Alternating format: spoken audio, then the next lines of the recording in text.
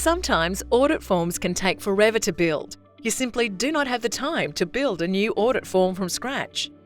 Well, with Rapid Auditor's Copy Audit Form function, creating new audit forms has never been easier.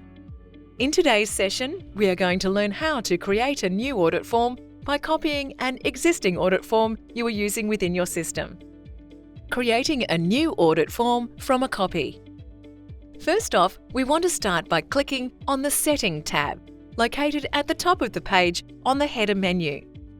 From there, you will see a row of subheadings appear across the top.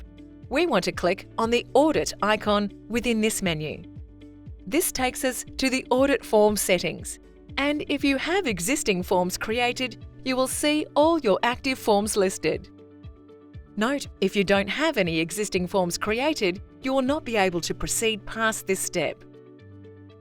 I'm going to start by clicking on the green Add New Form button at the top right of the page. A pop-up box will appear to set up the framework for a new audit form. When we are selecting the Create type, we want to make sure we select Copy from Existing. This will create a drop-down containing all the active forms that you saw on the previous page. Select the form which you would like to copy or duplicate. If you have multiple forms you want to copy, you will need to repeat this process for each form. The next step is to name your new audit form and provide a short description in the text boxes provided. Select the form type, whether it is for a contractor, worker, or a general. I'm going to select General for today's training session. If you are using weighted questions, then form scoring should remain on. If you are unsure, it is best to leave this on. We can always turn it back off later.